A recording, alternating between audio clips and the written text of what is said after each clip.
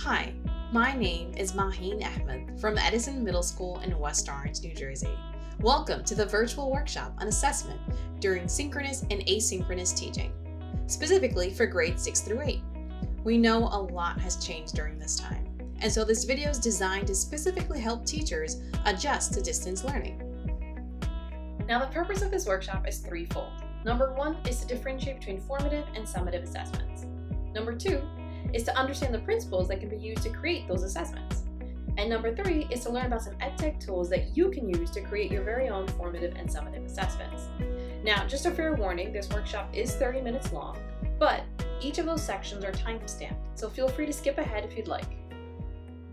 Now, before we begin, I just want to make sure we're all on the same page.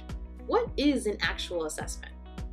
The definition I'm going by is that an assessment is something or anything that a teacher uses to check for student understanding. An assessment does not mean it has to be only those high-stakes standardized tests or those formal timed writing activities. An assessment could be anything. It could be informal or formal. It could be a small book club discussion. It could be a student's performance on Google Slide. It could be a flip grid. It could be a sentence. It could be a conversation. Anything that reveals to the teacher how well or not well a student understands a skill, topic, or idea. So how do you assess effectively during this time? My attitude towards assessment can probably be best summed up with this mantra. These are the 3 questions that are constantly running through my brain, whether I'm planning a lesson or when I'm teaching. Number 1, where are my students right now? Number 2, where do my students need to be? And number 3, how can I help them get there? Just like lesson planning, we're going to begin with the end first. What are summative assessments?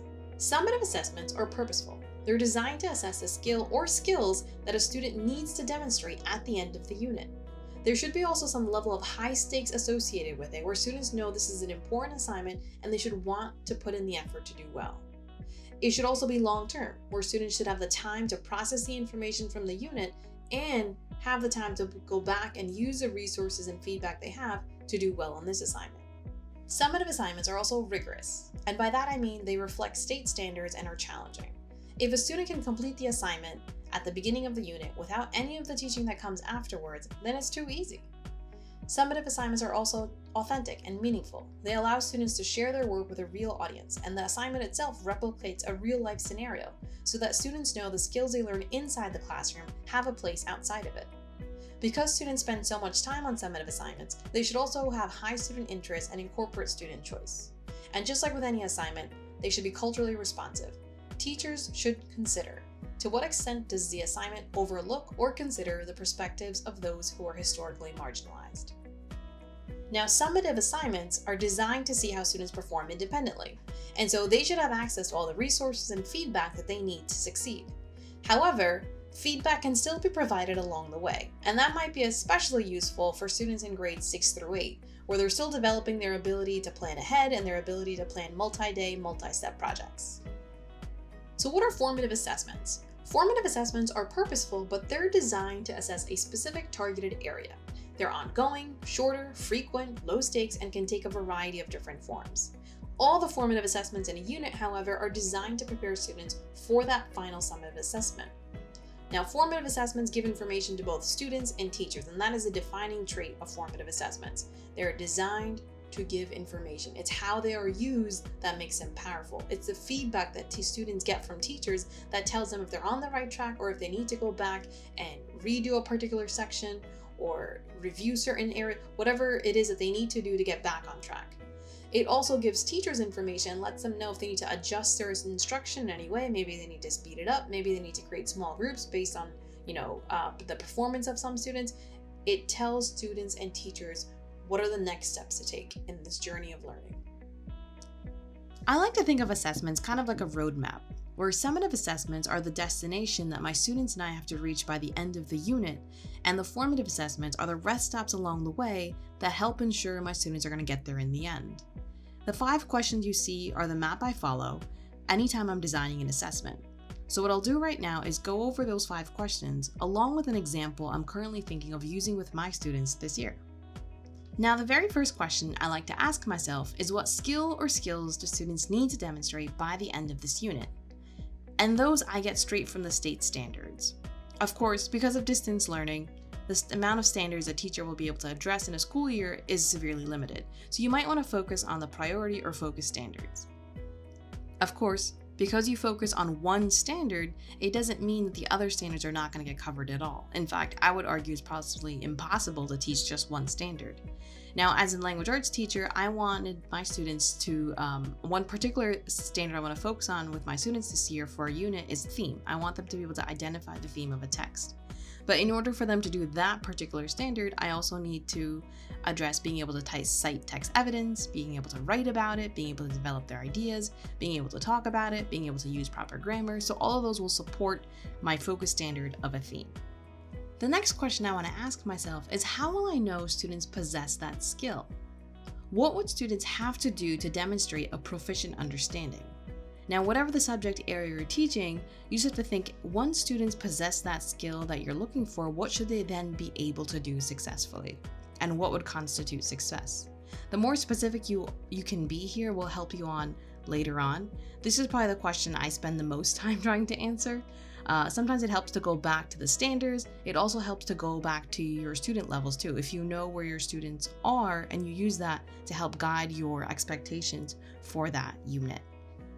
So going back to my example of theme, I have to really think, what do I want students to be able to do? If I want them to be able to analyze theme, does that mean they should be able to read a text and find the theme on their own and explain it? Or is it enough, or is it okay that they read a story and then choose from a selected list of themes and then explain why that theme fits that story? Or do I want them to be able to trace the theme in a story? Or do I want them to trace the theme of multiple stories? Like, what is it that I want students to be able to do? So if for my particular example, I think it's enough for my students to be able to identify the theme of a text and be able to explain it with evidence and some explanation. That would be enough for me. Now that I know what skills I want my students to learn at the end of the unit and how students can show to me that they've learned those skills, I can move on to question number 3, which is, how can you design an engaging, authentic assignment that actually assesses those skills? Now, this is a juicy question that may take you some time to answer. One of the pitfalls I fall into when answering this question is that sometimes I'll design a very exciting, high student interest activity, but when I look at it more closely, I realize it's not really assessing the skill I wanted it to assess. So this is the place where it's okay to go back to the drawing board as many times as you need to, as long as you arrive at an assignment that you are really confident about, that assesses what it needs to assess, and it's engaging, authentic, all the things that a summative assessment needs to have. So for instance, going back to my theme idea, one of the ideas I had was revolving around video games. I like the idea how video games can sometimes have the player, explore a certain theme. But the more that I thought about it, the assignment that I had in mind, where I was going to have students choose certain clips to show a specific theme that they decided, that assignment was getting too complicated. And in the end, it was not really assessing their ability to find the theme or explain the theme. It was assessing their ability to design a good video game. And so I had to go back and delete it and start with something else. But once you've answered question number 3, then you can go on to question number 4. Once the final assessment is figured out, you want to consider, how would you break down the final assessment into smaller, simpler skills or lessons? What would those be? Essentially, you're taking a cognitively challenging task and breaking it down into steps. You're making the thinking visible so that all students can see what they have to do and easily succeed. Now, this leads us nicely to question 5. What would students have to demonstrate at those checkpoints or steps to ensure success for the final assessment? Those kind of go hand in hand. So going back to my example of theme, right? My final assignment will be asking students to analyze the theme of a text. What would be a very simple skill or lesson that students need to understand before they could even tackle that final assignment? Number 1 would be, what is theme? Another one would be being able to read a story and understand what happens, just basic comprehension. Another one would be being able to understand how the parts of a story contribute to the theme. So I could break it down further, but that's just an example to show you what you would have to do. So what are some tips for designing summative assessments? Here are some tips that have helped me, along with an example on the side that we'll go over at the end. Focus on the skill. What do you want students to be able to do? This is where going back to the standards and unpacking them can help you out. Use the GRASP model to help create authentic tasks. This model is great because it gets teachers to go step by step into creating their assessment. Allow students to use their knowledge and skills in a new setting or create something new. This generation of students is a content creation generation. They're used to making new things, sharing new things, and the tools they have allow them to do that with greater ease than ever before. Teachers can tap into that and use it to their advantage. Provide students with a model or example of the final assessment at some point during the unit so that students know exactly what's expected of them and they feel familiar and comfortable with what they have to do. So here's an example I created using the GRASP model. As mentioned before, I wanted students to demonstrate an analysis of theme by the end of the unit. In addition, I wanted this assessment to be something that was authentic, engaging, and better suited for a distance learning model, where they could do this asynchronously or synchronously. And so for this activity, students are asked to curate a virtual literary festival that explores a theme of their own choice. As organizers of the festival, they would be sharing their collection with their classmates on the last day of the unit, where they would be expected to respond to one another's themes as well. So they know that they have an authentic audience for their assignment. Now, of course, this is not like a real festival necessarily. However, festivals bring people together, and that's the idea behind this activity as well. Themes are universal messages that require us to talk about our thoughts and feelings, and they cause us to think and reflect about our lives and the world around us. Themes are what make literature so powerful. And so having a festival that prompts students to talk about these themes and share them with one another is, really reinforces the whole concept of themes. Product or performance, that's the row of the GRASP model, where as a teacher, you would brainstorm all the nitty-gritty details about your assignment. For this particular assignment, I would ask students to gather at least any 3 literary texts from a given list, a short story, and either a poem, short film, or a song. I would ask students to present their work on a Google slide with an explanation why and how each text connects to the topic they chose and what themes they convey. So that's where the analysis piece comes in. And that would be expected to be written in formal language. Of course, I would also give students an example so that they could see what this would look like. The standards are listed there before. There is not just one standard, right? As mentioned before, there are multiple standards that are supported throughout this unit. There's one other row that's not mentioned here or shown, the criteria, and that would be like the rubric. So what do you expect from students to be able to do in order for them to succeed on this assignment? So the expectations are clear, and that's also really important to think of before anything. So the rubric should be also created and decided. An example should also be created and decided as well. Now, just so you know, this is an overview of the GRASP model. This would not be something I would share with my students. I would use this to create another worksheet that then would be more student friendly and went over the same details in a more visually appealing way. But this is just to help you as a teacher to understand the model and to help you brainstorm a summative assessment. So what are some tools for summative assessments? Now, just to clarify, no one tool can be automatically considered a tool for summative assessment. It really matters more on how the teacher designs the tool and how the teacher uses the tool in the classroom with the students that determines whether or not that tool is a summative assessment. So it's very important to be very careful and deliberate on how the tool is used and incorporated in the lesson. Now, because summative assessments are so open-ended and teachers can literally design any assignment, based on the GRASP model, anything for their students, any situation or real-life scenario that's specific to their students, it really helps to have tools that are just as open-ended and flexible. And so that very first row of tools, Google Docs, Google Slides, Seesaw, and Padlet, those are all fantastic tools that allow students to create portfolios or larger multimodal works. They all have the capability of allowing students to embed, text, words, images, videos, recordings, hyperlinks, you name it. And that's what's really great about the flexibility of all 4 of those tools. They also allow students to work on assignments long-term where they save student work and students can come back to it. That's extremely important for summative assessments. Of course, this is technology we're talking about, and sometimes things happen that are out of our control. So it's always a good practice to encourage students to have some sort of backup plan in case that happens. The other great thing about these tools is that it allows students to work on them asynchronously, which is awesome for distance learning. Most of these tools have been around for a very long time, so there's plenty of examples and templates available that teachers can look at to get ideas to create their own assignments for students. It's also very easy to create a variety of options using these tools. Teachers can have an easier time creating the different options for students and sharing them with them. For instance, in the past, a paper copy, you'd have to ensure you'd have enough copies and students would have to have access to those directions, whereas now teachers can have all the options available in one place online, so any student can access them and look at them whenever they want. We also mentioned that a student choice should be incorporated, where students get to choose, right? Whichever one of the options or whichever assignment style that they want to, or whichever assignment they want to complete, let's say. The other way that student choice can be incorporated is that all of these programs allow students to personalize their work. It allows them to take ownership. They could, change the fonts, change the colors, which may seem like a minor thing, but it is very important and to allow students that level of freedom and flexibility. Of course, feedback can also be saved in all 4 of these, which is a useful part of the summative assessment process. And another great thing is that teachers can access student work on any 4 of these tools if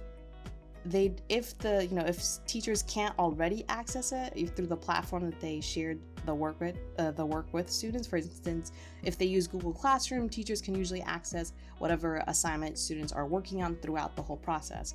But all 4 of these programs also allow teachers to have temporary access. Let's say for a teacher who's not using Google Classroom, they still have that ability to share work with teachers. Now, the second row of tools allow students to create smaller parts of, let's say, a larger project, and it helps them on very specific parts. For instance, those 2 tools are just about drawing, and I found them to be pretty useful when I was using it with my students. Google Drawings has a lot of, features that allow students to create shapes and that sort of thing, add images and manipulate things the way they want them to.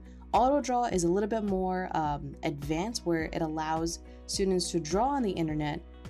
But the other great thing about AutoDraw is that it converts sometimes what may be a lackluster or shaky illustration and smooths out the imperfections to create something that looks almost professionally created. So that's really awesome about AutoDraw. It is on the internet, and students have to create each file and then save it and transfer it to a different place. So this is where maybe using Google Drawings as well as AutoDraw might help, or using Google Slides as the place to save all the drawings might be a good way for the tools to be used in tandem.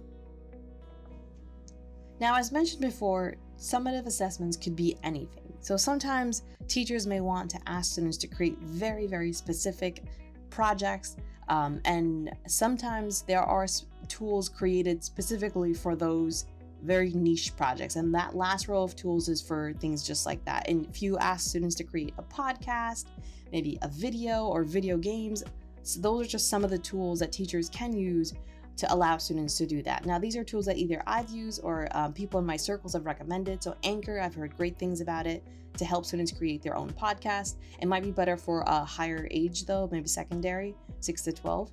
WeVideo and iMovie are also, classic tools to help students create videos, which could be used to create actual skits or, investigative journalism pieces, whatever the situation may be.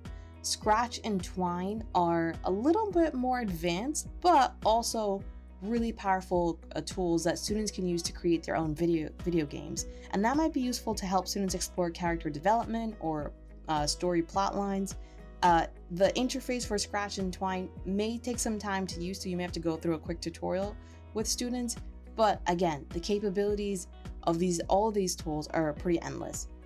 As always, this is not an exhaustive list. We know technology changes so rapidly, and I'm sure there are many tools on it that are not, many great tools that are not included on here, but these are just some of the tools that I've used in my personal experience to be useful, or I've seen them to be used in powerful ways. So feel free to let me know in the comments below maybe how you've used different tools, or how these tools have helped you out in all the different ways. So tips for designing formative assessments. Because formative assessments serve a different function, then designing them should also be a slightly different format. So when you're designing a formative assessment, be very specific and clear. What target area will this formative assessment address? It should also be easily graded so students can get feedback quickly, right? It's not fun when a formative assessment is just sitting there on your desk or in your Google Drive, right? Students need that feedback so they can move on, or at least feel more confident as they move on to the next skill.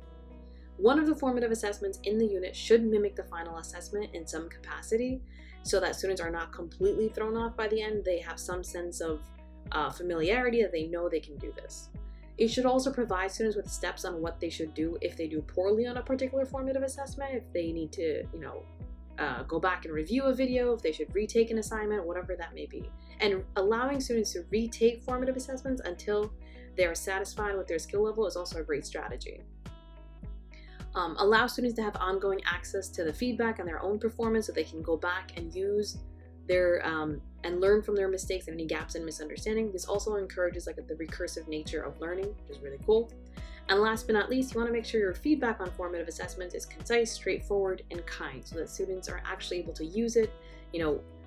Learning is now more learner-centered, whether those are teachers or students. So feedback should be, provided at just the right moment in just the right quantity.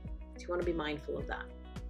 Tools for formative assessments. Designing formative assessments is probably my favorite part of lesson planning and really just being a teacher. That's probably my favorite part. And so these are just some of the tools that I've used in the past, or I enjoy using them to create the formative assessments for my students. Number one on my list is Google Forms. It's a phenomenal, robust tool that allows teachers to create self-grading questionnaires that provide tailored feedback instantly. Now remember, as mentioned before, tools are only tools. It's how you use them in the classroom with students that really determines whether or not they're formative or whether or not they're actually useful and effective. And so Google Forms, just endlessly giving students self-grading tests or quizzes is not effective teaching, right? You're just giving kids things to do, really, to occupy their time. However, when creating Google Forms that are deliberately assessing a targeted area, that's when things can get really powerful. And what's also great about Google Forms is that it allows teachers to build in the feedback ahead of time. So for instance, I can go to the back end and decide what kind of message do I want to pop up when students answer a question or answer this particular question incorrectly. I can even link videos to my feedback. I can link a website to my feedback, whatever it is. And the other great thing about Google Forms is I can have a customized message be sent to my students, whether that's an automatic message or a separate email that goes to all students that fill out my Google Forms, and that can tell them the next steps that they have to take after they complete that Google form. I could even, sometimes I even personalize that message and say, well, depending on what score you got, I'd like you to do A, B, or C, right? Let's say if students scored low on that assessment, then I usually I'd ask them to go back and review the notes again and then retake the assessment. Or I'd like them to retake the assessment until they get a score they're satisfied with. If they got a score, let's say, that's in the middle, where they show, some level of proficiency and it's okay, then I allow them to go on to the next step. If students indicate that they have exceeded my expectations for their performance at this level, then sometimes I'll give them a challenge activity, something that's a bit more fun, that uses the tools in a way, in a very different, more creative, innovative, cognitively challenging way that better suits the needs of students who have exceeded my expectations. So again, Google Forms is, a simple tool, very generic, but because it allows for so much more flexibility and you can design so many more steps to it. You can create tiered activities. You can, really the possibilities are endless. And this is another way to differentiate instruction. What's also great is that students would never know what the other student next to them are doing, because the feedback or the instruction would be differentiated in a way that's so personalized that all students would see is that everyone is working on their laptops. Another one of my favorite tools to use to create formative assessments is Google Slides. It's a great visual tool that allows students to demonstrate their working knowledge of an idea or concept. And it can be used independently or collaboratively, and that's a great teaching tool as well. When students are working together with friends, that increases student engagement. Group work can also allow students to catch each other's mistakes and give each other's pointers if need be, and that can be a more informal way of helping one another learn. The flexibility of Google Slides is what makes it probably the most powerful. It allows teachers to create assignments that may mimic the final assessment, right? The final assessment could be anything. So the flexibility of Google Slides allows teachers to mimic that in some way, or a lighter version, a simpler version of what students have to do at the very end, just so they're not, completely thrown off.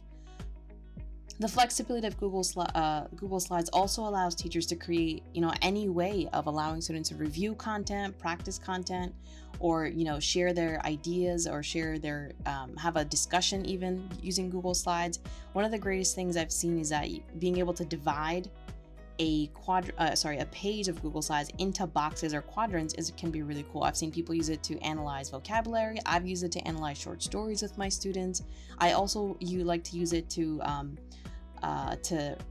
go in depth into a topic using something called the Fryer model. So right there on your screen, each of the different boxes are designated as different tasks, and then students will have to fill those out in a given time period, and then they could talk about it. That could be a good way to review content. It could also be used as a way to have a conversation or a debate about a topic where students explore their thoughts about a question that you put in the center. So like I mentioned, the possibilities are really endless. Now, Google Slides is not self-grading like Google Forms, but teachers can still give feedback to either individual students or the entire group, and those feedbacks stay there. Those comments stay there, so students can go back and look at it again. Let's say students work on an assignment where they reviewed multiple concepts, and maybe each group had a different concept, and teacher and students all as a class went over everything. And now that tool has become a resource for students to use at any point during the unit. Teachers can go back and change the sharing settings so that students can no longer have the ability to go change anything or delete anything, and that's a really useful way to use Google Slides as well. Again, just to clarify, Google Slides does require students to have Gmail accounts, and I know not everyone uses that. If you are using Google Classroom, this should not be a problem. If you are not, if your students do not have Gmail accounts, then I recommend Padlet as a good alternative. That one should allow you to do very similar things as Google Slides.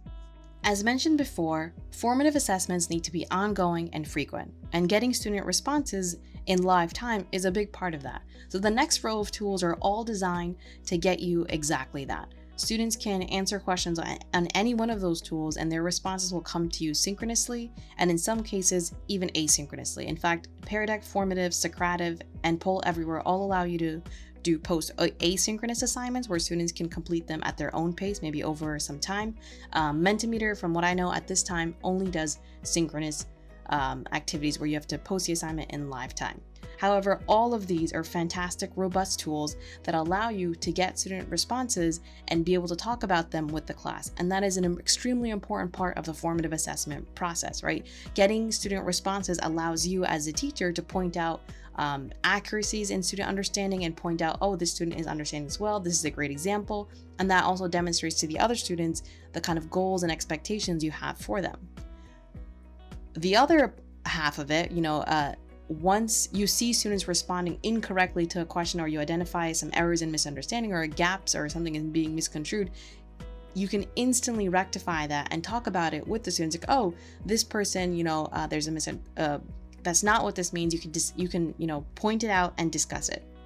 This is, of course, not to say that these tools are designed to humiliate students or single them out. In fact, all of them, even though you as a teacher can see which student has responded, when you are displaying your screen, let's say, to show students all the responses, they all have features which allow you to display them anonymously, because you obviously never ever want to point out a specific student's response and explain why they're wrong, right? Doing that anonymously, however, is a good learning as a teaching tool, because students can all learn from that experience. So all of these have the capability, and depending on how you are communicating with students, if you can share your screen, all of these programs have a way of you, as a teacher, you'd have like the teacher dashboard, let's say, and that dashboard allows you to see student responses, and students can then see for themselves the different responses that are coming in. So that's a great teaching tool. Now, really quickly, just going over the tools, because each of these tools have their own set of advantages and disadvantages. All of them have free accounts, and all of them have premium accounts with more features and capabilities. Pear Deck is one of my favorite ones because it allows for a lot more things for students to do. They can draw, they can highlight, they can do all sorts of things with it. Actually, you have to try it out for yourself, honestly, to fully understand the scope of Pear Deck. But what's cool is that when I want to show student responses, I could show all of them, or I could do an overlay of all the responses. And that's a very cool tool that allows you as a teacher to instantly tell which student is incorrect. Let's say you wanted them to all, analyze a certain picture and point out something in the picture. And if all students are, highlighting one part, but a few are on the other side, you can instantly see the mistake and talk about that if that's the mistake in question. Pear Deck, the premium version of that is one I'd probably recommend if there's one that you can get. That one is probably the most powerful and one of the ones that students tend to really enjoy as well. If you cannot get the premium account, no worries. Go Formative does similar things as Pear Deck, where the students can respond and you can see their responses in live time as they're typing. It also allows students to do a variety of respond to a variety of questions. Synchronous is another one of my favorite ones because you can ask students, same thing, multiple choice or open-ended or, ranking type of questions, but the aesthetic of Synchronous is very subdued and calming, and I really like that, especially when I'm talking about concepts or reviewing skills that I know are particularly challenging. I like to use Synchronous because it's the bare bones and allows students to really calm down and focus on what matters. Poll Everywhere is a little bit more. There's a lot more going on with Poll Everywhere, so when students see their screen, it can get a little overwhelming, so I recommend that for the secondary education teachers, so 6th to 12th grade would be perfect for that. But again, Poll Everywhere has a lot of different features. You can do ranking, as I mentioned before, surveys, pie charts, donut charts. There's a ton. You could do contests on Poll Everywhere, so be sure to check out the different features of Poll Everywhere. Students also do not need an email to answer your questions on Poll Everywhere, which would be good. They don't need an email for Socrative or Formative or even Mentimeter. Pear Deck, they would need an email for that. Poll Everywhere is also really good if you want to create word clouds with student responses. It automatically does that, and so the visuals of Poll Everywhere are also very appealing and cool to see as the responses come in, the visuals change, and that's always interesting to see from a student perspective as well. Last but not least, Mentimeter again is another tool very similar to Poll Everywhere, but the limitations, there's not as much variety I would say as Poll Everywhere, but the visuals from Mentimeter are again similar to Socrative in that they're very appealing and they're very calming. So anytime I have to talk about an issue that's maybe controversial, or if I have to have a discussion that may get a little intense, or it's about a particular book that was, very heavy, Mentimeter is one of those where I like to use that for those scenarios because it helps calm students down and it helps keep a certain vibe in the classroom when we're talking about heavy topics. Now, if you're looking to get students excited about your topic, then the last row of tools is for you. Quizlet, Quizzes, and Kahoot all use competition and trivia-based contest energy to get students excited and engaged at the topic at hand. Now, Kahoot can be used only synchronously, but Quizlet and Quizzes can be used synchronously or asynchronously, so students can complete those at their own pace. Quizlet allows you to create flashcards, and then they turn those terms from the flashcards into a variety of different games that are time-based or skill-based. Quizzes allow students to compete with one another or just compete with their own self, which is awesome because it gives them a very thorough report, like these are the questions you got wrong. This is the question you keep getting wrong, right? You might want to do faster on this. Quizzes is also pretty engaging and they use a lot of memes, which is appealing to students and teachers, really, quite frankly. Kahoot is arguably prioritizes speed over accuracy sometimes, and students do need to see the teacher screen in order to participate, so that may be kind of a downside. However, Kahoot is guaranteed to get students excited, so if you're looking for something to add a little oomph to your day, Kahoot's the one for that.